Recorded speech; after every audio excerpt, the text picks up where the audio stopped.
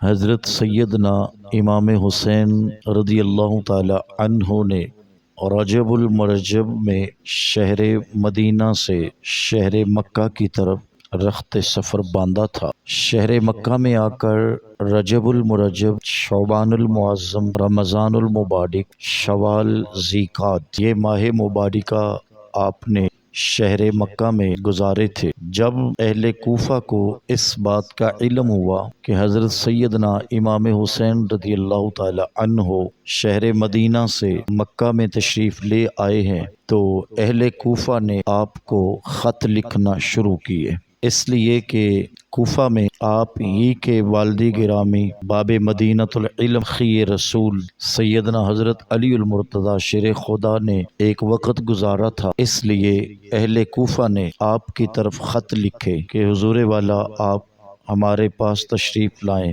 ہمیں امام کی ضرورت ہے، آپ آئیں تو ہم آپ کی بیعت کریں گے اور آ کر آپ ہمیں دین حق کا پیغام پہنچائیں۔ حضرت سیدنا امام حسین رضی اللہ تعالی عنہ نے جب ان خطوط کو دیکھا تو آپ نے کربلا جانے کا ارادہ فرمایا۔ صحابہ کرام علیہم الرضوان نے عرض کی کہ حضور آپ کوفہ نہ جائیے، کوفی لا یوفی دھوکے باز لوگ ہیں، انہوں نے پہلے آپ کے والد گرامی سے دھوکہ کیا اور وہ شہید ہو گئے، پھر آپ کے بڑے بھائی سیدنا امام حسن پاک کو زہر دیا، یہاں تک کہ وہ بھی شہید ہو گئے، تو حضور آپ نہ تشریف لے جائیے، ہمیں ڈر لگ رہا ہے کہ کہیں آپ بھی شہید نہ ہو جائیں۔ حضرت سیدنا امام حسین رضی اللہ تعالی عنہ نے فیصلہ فرما لیا تھا، عزم مصمم تھا، لیکن صحابہ کرام کے روکنے اور مشورے پر یہ طے ہوا کہ پہلے کوئی نمائندہ بنا کر بھیجا جائے تاکہ کوفہ کے حالات کا پتہ چل جائے، حالات سازگار ہیں آپ تشریف لے جائیے گا، حالات سازگار نہ ہوں تو آپ تشریف نہ لے جائیے۔ نمائندگی کے لیے آپ ہی کے چچا زاد حضرت سیدنا مسلم بن عقیل رضی اللہ تعالی عنہ کا انتخاب ہوا۔ حضرت مسلم بن عقیل رضی اللہ تعالی عنہ کا ہی انتخاب کیوں ہوا؟ اس میں بہت ساری حکمتیں ہیں، وقت نے کبھی ساتھ دیا تو اس پر بھی تفصیل سے انشاءاللہ گفتگو کریں گے۔ محتاط کتابوں کے محتاط الفاظ آپ کے سامنے رکھنا چاہ رہا ہوں۔ حضرت امام مسلم بن عقیل رضی اللہ تعالی عنہ جب جانے لگے تو آپ کے دو بیٹے تھے جن کی چھوٹی عمریں تھی، ایک کا نام حضرت محمد تھا اور ایک کا نام حضرت ابراہیم تھا، دونوں کی چھوٹی عمریں ہیں، بچے تھے، والد گرامی کے بغیر رہتے نہیں تھے۔ ماں باپ یہ اللہ کی طرف سے ایسی نعمت ہے کہ یہ کڑکتی دھوپ سے بھی ٹکر لے لیتا ہے، زمانے کے بڑے بڑے طوفان کا سامنا لے لیتا ہے، لیکن جہاں اپنی اولاد کی بات آ جائے تو یہ ماں باپ پھر موم کی طرح پگھل جاتا ہے۔ بچوں نے اصرار کیا ہوگا، بہت ضد کی ہوگی، حضرت امام مسلم بن عقیل ان کو ساتھ لے کر کوفہ کی طرف تشریف لے گئے۔ قدیر کیا کہنے جا رہی ہے یہ اللہ ہی کے علم میں تھا۔ القصہ مختصر، حضرت امام مسلم بن عقیل رضی اللہ تعالی عنہ جب کوفہ پہنچے تو اہل کوفہ نے بڑے شوق کے ساتھ آپ کا خیر مقدم کیا، آپ کو خوش آمدید کہا اور آپ کے ہاتھ پر سیدنا امام حسین رضی اللہ تعالی عنہ کے لیے بیعت کی۔ جو محتاط لفظ ہیں وہ یہی ہیں کہ کچھ دنوں کے اندر اندر 40,000 کوفی نے حضرت امام مسلم بن عقیل رضی اللہ تعالی عنہ کے ہاتھ پر بیعت۔ ایسے سازگار حالات کو دیکھ کر حضرت امام مسلم بن عقیل رضی اللہ تعالی عنہ نے شہر مکہ میں سیدنا حضرت امام حسین نواسہ رسول کی طرف خط لکھ دیا تھا کہ حضور حالات ٹھیک ہیں، آپ کوفہ تشریف لے آئیے، لیکن ساتھ یہ خبر وقت کے حاکم زمانے کے اس بدبخت شخص یزید تک جب پہنچی کہ کوفہ کے حالات ایسے ہیں اور وہاں پر ایسا ہے۔ یزید کے لیے یہ بڑی سخت خبر تھی، تو اس نے فوراً اپنی مشاورتی ٹیم کی اکٹھی کی اور کہا کہ مجھے ایک ایسا سخت گورنر چاہیے جس کے سینے میں کوئی رحم دلی کی بات نہ ہو۔ عبید اللہ ابن زیاد یہ اس وقت بصرہ کا گورنر تھا۔ کہا گیا کہ ابن زیاد ایسا شخص ہے جو پتھر دل ہے اور بہت ظالم ہے، اور اس کے ظلم و ستم کی داستانیں بڑی مشہور ہیں۔ ابن زیاد کو فوراً کوفہ کی طرف روانہ کیا گیا اور اسے کہا گیا کہ تم بصرہ اور کوفہ دونوں کے گورنر ہو۔ اس وقت کوفہ میں جو گورنر تھے وہ حضرت نعمان بن بشیر جو بہت محب اہل بیت اور رحم دل تھے، انہیں معزول کیا گیا۔ یہاں رک کے ایک بات عرض کرنا چاہوں گا ان لوگوں کے لیے جو آج کس دور میں بھی یزید کی وکالت کرتے نظر آتے ہیں اور وہ کہتے ہیں کہ اس میں یزید کا تو قصور ہی نہیں تھا، اسے تو پتہ ہی نہیں چلا، یہ جو کچھ بھی ہو۔ میں یہاں رک کے ایک بات کر رہا ہوں، اگر اس کے علم میں نہیں تو کوفہ کے گورنر کو کس نے تبدیل کر دیا؟ کوفہ کا گورنر کس کے حکم پہ معزول ہوا؟ ابن زیاد کس کے حکم پر کوفہ پہنچا؟ تو یہ ساری کڑیاں کہاں تک لے جاتے؟ ہر ذی شعور اس بات کو بخوبی سمجھتا ہے۔ ابن زیاد 500 افراد کے ساتھ یا کہ 50 لوگوں کے ساتھ یہ وہاں سے چلا جو سرکاری محکمے کے لوگ تھے۔ بصرہ سے 500 افراد اس نے ساتھ لیے۔ فیصلہ کیا کہ میں دن کی روشنی میں نہیں بلکہ شام کے اندھیرے میں کوفہ میں داخل ہوں، کیونکہ دن کی روشنی میں گیا تو لوگ مجھے پہچان لیں گے اور میرے پہنچنے سے پہلے ہی میری مخالفت شروع ہو جائے گی۔ اس نے نقاب اوڑھا اور رات کے اندھیرے میں وہ 500 افراد کو آگے رکھا۔ کوفہ کے لوگ چونکہ منتظر تھے کہ حضرت امام مسلم بن عقیل مطمئن نے خط لکھا جا چکا ہے اور نواس رسول کی آمد کے چرچے، اہل کوفہ نے یہ سمجھا کہ شاید یہ نواس رسول ہیں اور اس نے شور بھی یہی برپا کی نواس رسول کی آمد ہے۔ اس طرح یہ چھپ چھپا کوفہ کے گورنر ہاؤس پہنچنے میں کامیاب ہوا۔ بس پھر لمبی چوڑی کتابوں میں اس کی تقریریں تو موجود ہیں، میں خلاصہ عرض کر رہا ہوں۔ بس اس نے جاتے ہی اہل کوفہ سے خطاب کیا، جو مجھے جانتے ہیں وہ جان لیں، جو نہیں جانتے وہ سن لیں۔ میں ابن زیاد ہوں، کوفہ کا گورنر حاکم وقت نے مجھے بتا دیا ہے، جن لوگوں نے حضرت مسلم بن عقیل کے ہاتھ پہ بیعت کی وہ ان کی بیعت کو توڑ دے اور مسلم بن عقیل کو میرے حوالے کرے، اور اگر کوئی ان کی بیعت نہیں تو پھر اس کا انجام برا ہے، اور اگر کسی کے ہاں حضرت مسلم بن عقیل نے پناہ لے رکھی ہے اور مجھے خبر ہوئی، ایسے شخص کا بھی سر تن سے جدا کر دیا جائے۔ وہ کوفہ کے لوگ جو ایک دن پہلے 40,000 آپ کے ہاتھ پہ بیعت کر چکے تھے، آپ کے پیچھے نمازیں پڑھ رہے، انہوں نے جب یہ اعلان سنا تو پھر بلکہ جوتے چھوڑ کے بھاگ گئے کہ کہیں ہم مارے نہ جائیں۔ آپ سمجھتے ہیں سارے لوگ نہیں ہوتے جو حالات کے سامنے ڈٹ جائیں، زیادہ ایسے ہی ہوتے ہیں جو چائے کی پیالی پہ بک جاتے ہیں، یا پھر تھوڑی سی کہانی دیکھی تو حالات کی کروٹ کو لے کر ایسے لوگ بھاگ نکلتے ہیں۔ حضرت امام مسلم بن عقیل رضی اللہ تعالی عنہ کے ساتھ 40,000 میں سے کچھ لوگ رہ گئے۔ کچھ مورخین نے یہ لکھا ہے کہ وہ جو رہ گئے تھے وہ بھی منافقت سے بھرے ہوئے تھے، آپ کے ساتھ ساتھ تو چلتے لیکن پیچھے مڑ مڑ کے بھی دیکھتے رہتے کہ اگر حکومتی وفد نے ہمیں پکڑ لیا تو ہم کہیں گے ہم تو ویسے ہی چل رہے تھے، اور امام مسلم بن عقیل نے پوچھا تو کہیں گے ہم تو آپ کے ساتھ چل رہے ہیں۔ یہ منافقت کی کہانی چلی۔ حالت یہاں تک آگے میرے دوستوں کہ حضرت امام مسلم بن عقیل کے لیے کوفہ کے سارے دروازے بند کر دیے گئے۔ حضرت امام مسلم بن عقیل رضی اللہ تعالی عنہ کو ایک طرف تو اپنی فکر ہے اور دوسری طرف اپنے بچوں کی فکر ہے۔ آپ کے دونوں وہ پھول کسی گھر میں پناہ لے رہے تھے اور آپ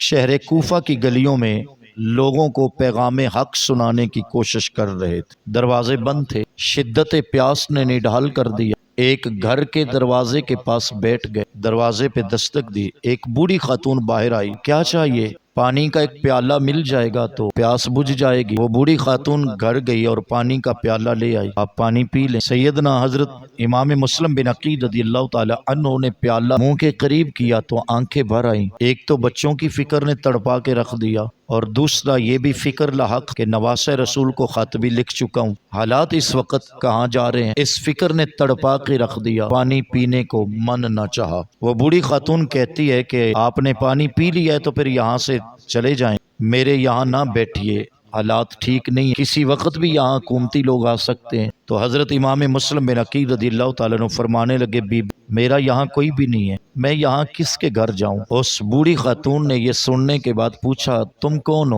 کہا مسلم بن عقیل ہوں، نبی کے خاندان سے ہوں اور نبی کے نواسے کا چچا زاد ہوں۔ یہ بات سنی تو محب اہل بیت تھی، اس کے سینے میں ٹھنڈک ہوئی، کہا آپ میرے گھر آ جائیے، بسم اللہ، میرا نصیب ہے کہ میرے گھر میں آج میرے نبی کے خاندان کے مہمان بن گئے۔ اس کے شوق کی کوئی حد نہیں تھی، کبھی کوئی بستر بچھاتی ہے، کبھی کوئی کھانا تیار کرتی ہے۔ میرے نصیب، چلو جتنے دن آپ میرے گھر میں رہ سکیں میں آپ کو پناہ بھی دیتی ہوں، آپ کی حفاظت بھی کروں گی۔ اس کا بیٹا جو ایک لالچی شخص تھا وہ گھر آیا، دیکھا کہ ماں اس کمرے کے پاس بار بار جا رہی ہے، کیا معاملہ ہے؟ واضح بتا دیا اس ماں نے کہ ہمارے گھر میں حضور کے خاندان کا ایک فرد جن کا نام مسلم بن عقیل ہے۔ اندر سے بڑا خوش ہوا، اوپر سے ماں کو کہنے لگا اچھا یہ تو ہماری خوش بختی ہے کہ حضرت امام مسلم بن عقیل ہمارے گھر تشریف لے آئے، اس سے بڑی اور سعادت کی بات کیا ہے؟ ایک مرتبہ نبی اکرم صلی اللہ علیہ وسلم کی بارگاہ میں یہ رک کے ایک اور بات کر رہا، سیدنا حضرت عثمان غنی آئے، عرض کی یا رسول اللہ صلی اللہ علیہ وسلم، اگر آپ میرے گھر کے مہمان بن جائیں اور میرے گھر میں آ کر کھانا تناول فرما لیں تو میرے لیے بڑے شرف کی بات ہوگی۔ تو میرے آقا نے قبول فرما لیا، تو جب میرے حضور حضرت عثمان غنی کے گھر کی طرف چلے نا تو حضرت عثمان غنی میرے حضور کے پیچھے پیچھے چل رہے تھے۔ آقا کریم نے فرمایا میرے عثمان پیچھے پیچھے کیوں چل رہے ہو؟ حضور آپ کے قدم گن رہا ہوں، آپ میرے ویڑے آ رہے ہیں، آپ کے آنے پر جتنے قدم آپ چل کے آئیں گے آپ کے آنے کی خوشی میں شکرانے کے طور پر اتنے غلام آزاد کروں گا۔ یہ خوشی کی حد تھی۔ یہی بات مولا کائنات تک بھی پہنچ گئی۔ سوچا کہ واہ عثمان نے کمال نہیں کر دی، سرکار کو اپنے ویڑے بھی بلا لیا، عرشوں کے راہی کو اپنا مہمان بھی بنایا، اور پھر کتنی بڑی بات ہے۔ سیدہ فاطمہ الزہراء فرماتی ہیں اے میرے سرتاج آپ غم زدہ نہ ہوں، ہم بھی کھانا پکائیں گے اور حضور ہمارے گھر بھی آ جائیں گے۔ تو سیدنا حضرت عثمان غنی فرماتے ہیں سرکار تو آ جائیں گے لیکن حضرت عثمان غنی نے حد نہیں کر دی، میرے حضور کے ہر قدم پہ ایک ایک غلام آزاد کر رکھا ہے، کاش ہمارے پاس بھی ایسی دولت ہوتی تو ہم بھی قربان اس طرح کرتے۔ تو سرکار آئے تو مولا کائنات نے بھی قدم گنے،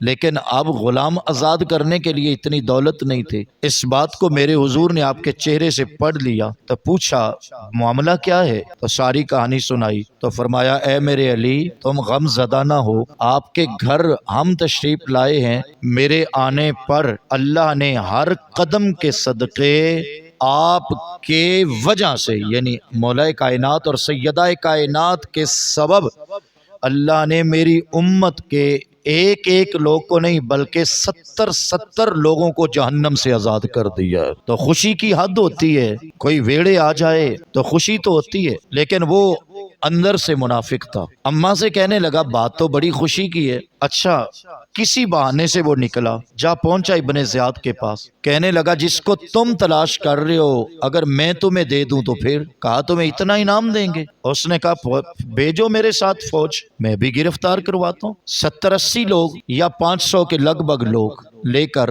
اپنے گھر کا محاصرہ کروایا۔ سیدنا حضرت امام مسلم بن عقیل کو خبر ہوئی، حیدری تلوار لے کر باہر آ گئے۔ اماں ہاتھ جوڑ کے کہتی ہے کہ اے میرے نبی کے خاندان کے چشم و چراغ مجھے معاف کر دینا، میرے دل میں ایسا نہیں تھا، مجھے پتا نہیں تھا کہ میرا دودھ ایسا کر جائے گا، یہ میں نے سوچا نہیں تھا، لیکن اس نے غداری کی ہے، میں نے نہیں کی، میں ہاتھ جوڑتی ہوں مجھ سے کوئی غلطی کوتاہی ہو تو مجھے معاف کر دینا، کہیں ایسا نہ ہو کہ آپ کی بے ادبی کے سبب قیامت والے دن حضور ہی مجھ سے ناراض ہو جائیں۔ سیدنا حضرت امام مسلم بن عقیل فرماتے اماں تو نہ غم کر، اور میں نہیں چاہتا کہ میری وجہ سے تیرے اوپر بھی سختی آئے، میں جا کر حالات کا مقابلہ کرتا ہوں۔ اماں کہتی آپ نہ جائیں باہر، آپ تنہا ہیں، وہ زیادہ لوگ ہیں، ممکن ہے ایسا نہ ہو۔ فرمایا تم گھر میں بیٹھو۔ حیدری تلوار لے کر باہر آئے، بس پھر تلوار چلی۔ کہنے والے نے کہا نا علی کا گھر بھی تو کیا گھر ہے کہ جس گھر کا ہر بچہ جسے دیکھو وہی شیر خدا معلوم ہوتا ہے۔ حیدری تلوار چلی تو سر کٹ گئے۔ جب یہ صورتحال بنی تو ایک شخص اشعد نامی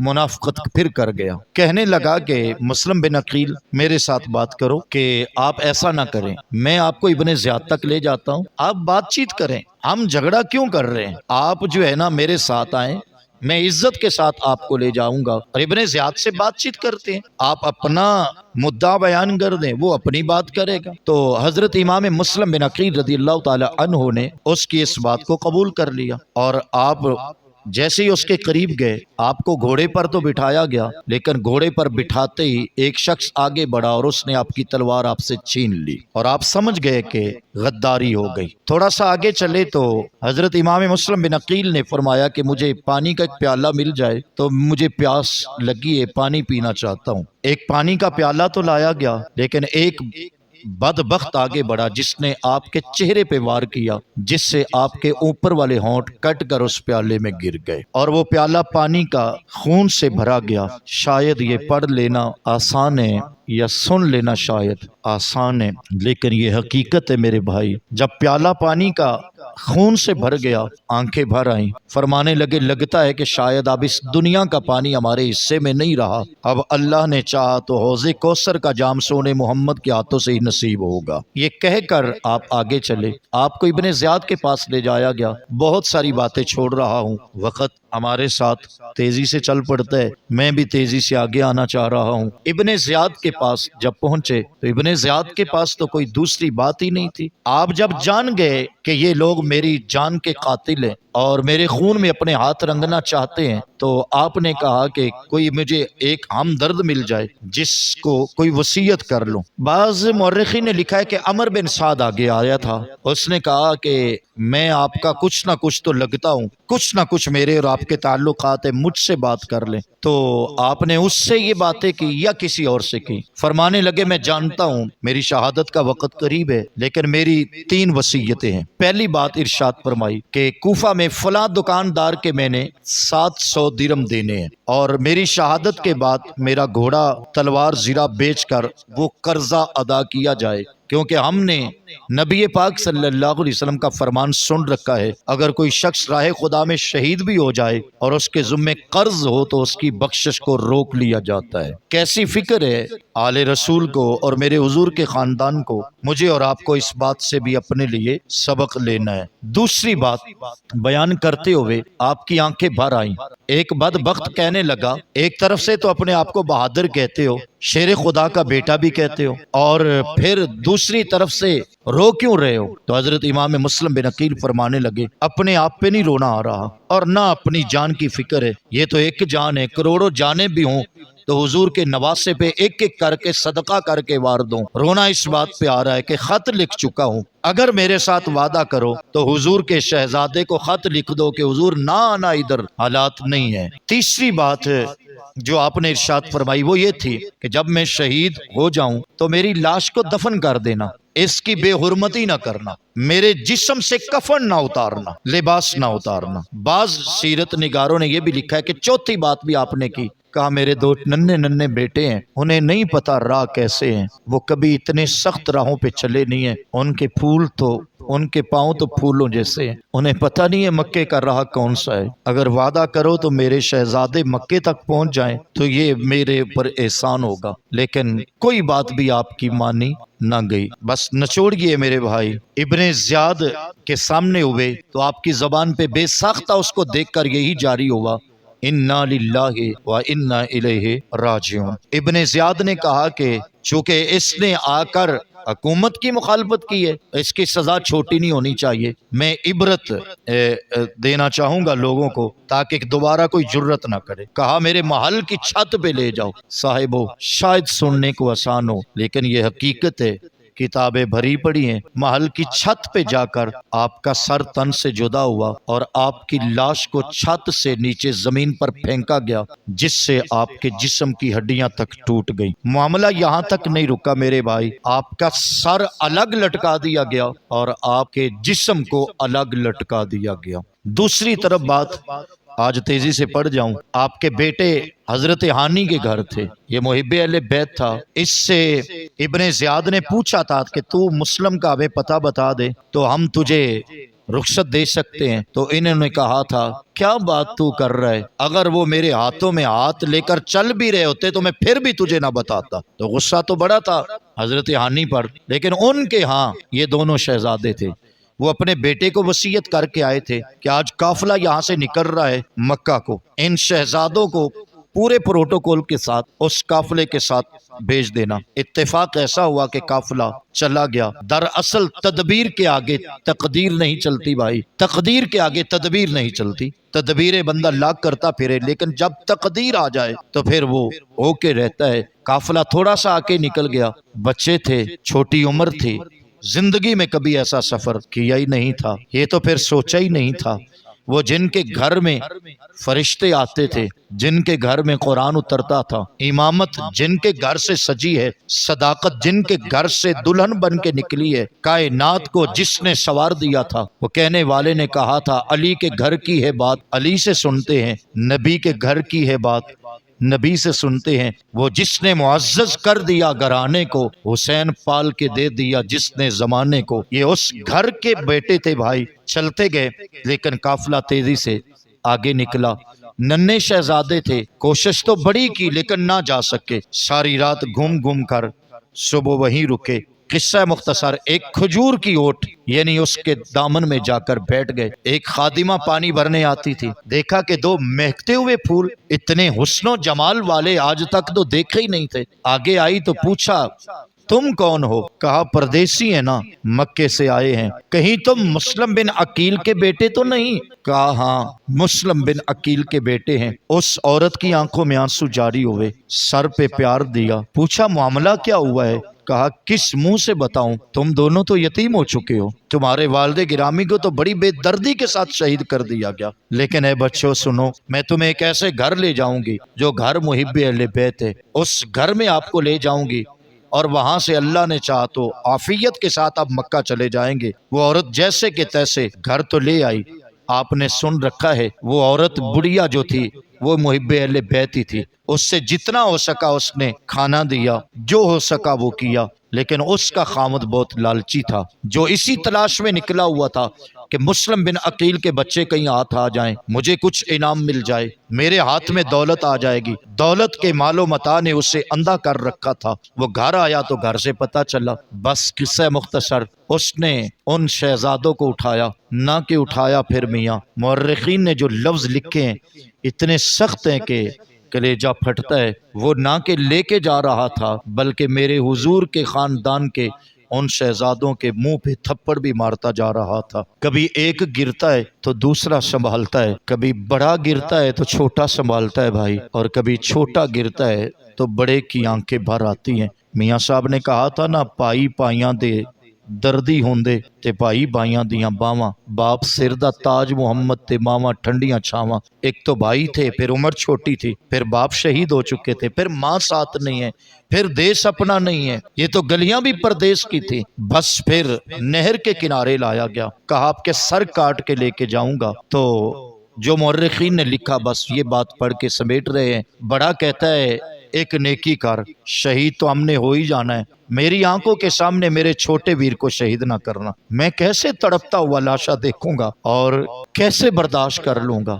چھوٹا کہتا ہے کہ میری آنکھوں کے سامنے میرے بڑے بھائی پہ تلوار نہ اٹھانا۔ آخر میں جو پھر ہیلا اس دین نے دیا ہے، شہزادوں نے پھر نماز کی نیت باندھ لی، وہ سجدے میں گئے، ظلم کی تلوار اٹھ گئی اور دونوں شہزادوں کے تن سر سے جدا ہو گئے۔ ایک مورخ لکھتا ہے کہ اس نے سر لے لیے تھے، دھڑ دونوں دریائے فرات میں پھینکے، ایک پہلے پھینکا، دوسرے کو تھوڑی دیر بعد پھینکا، لیکن لکھتا ہے کہ وہ جب پہلے کو پھینکا نا تو وہ ایستا چل رہا تھا پانی میں، اور جب دوسرے کو نہر میں پھینکا تو پانی تیز ہو گیا، اور جب دونوں لاشیں قریب ہوئے تو دونوں کے بازو کھل گئے اور ایک دوسرے کے ساتھ چمٹ گئے۔ وعدہ تو قرآن کا ہے، جو اللہ کی راہ میں قتل کیے جائیں انہیں مردہ نہ کہو، وہ تو زندہ ہیں اور تمہیں ان کی زندگیوں کا شعور نہیں ہے۔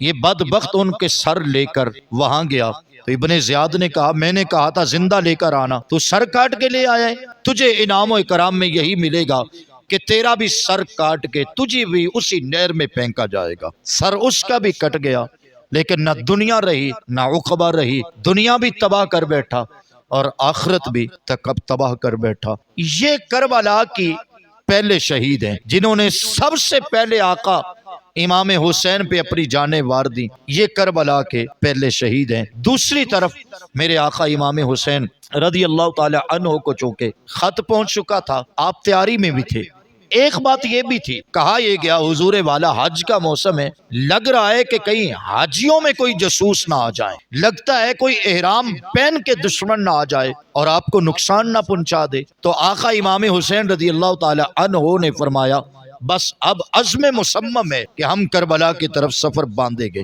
کہا گیا 25 حج پیدل کر رکھے ہیں، اب جاتے جاتے حج تو کر جاؤ۔ ارشاد فرمایا نہیں، میں نے نانا حضور سے سنا تھا، فرمایا ایک وقت آئے گا کہ اللہ کے حرم میں ایک دمبا ذبح کر دیا جائے گا، مینڈا ذبح ہوگا۔ تو فرمایا میں وہ مینڈا نہیں بننا چاہتا۔ یہ بات الگ ہے، پھر کبھی پڑھ لیں گے کہ آپ کی شہادت کے کچھ عرصہ بعد یہاں حضرت عبداللہ ابن زبیر کو شہید کیا گیا تھا حرم کعبہ میں۔ تو آقا امام حسین رضی اللہ تعالی عنہ نے کہا اب مجھے نہ روکو، مجھے جانے دو، کہا حج تو کر لو۔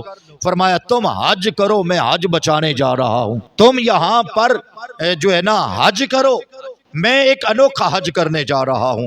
حج تم بھی کرو گے، حج حسین ابن علی بھی کرے گا، لیکن فرق ہے تمہارے اور میرے حج میں، تم حج میں سفید احرام باندھ کے آؤ گے، میرا احرام جو ہے وہ خون سے رنگ دیا جائے گا۔ میاں ایک حج تمہارا ہوگا، ایک حج میرا ہوگا، تم اپنے حج میں زمزم پیو گے، میں اپنے حج میں پیاسا رہ جاؤں گا۔ ایک حج تم کرو گے، ایک حج میں کروں گا۔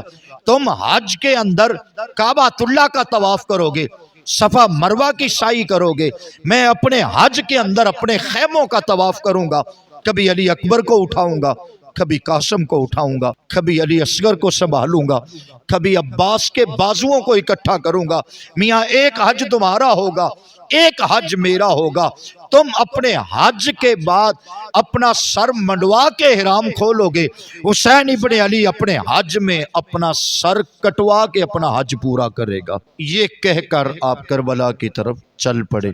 رستے میں ایک شاعر ملا، اس شاعر کی کہانی تفصیل سے پڑھ لیں گے حضرت سیدنا امام زین العابدین کے حالات میں۔ اس سے ملاقات ہوئی تو پوچھا کہاں سے آ رہے ہو؟ حضور کوفہ سے آ رہا ہوں۔ کیسے حالات؟ کہا حضور میری مانو تو نہ جاؤ۔ کیوں؟ کہا ان بدبختوں کے دل تو آپ کے ساتھ ہے پر تلواریں آپ کے ساتھ نہیں ہیں، تلواریں اس کے ساتھ ہیں، میری مانیے تو نہ جائیے۔ فرمایا ارادہ کر چکے ہیں۔ کہا پھر دوسری خبر سن لو۔ وہ کیا خبر ہے؟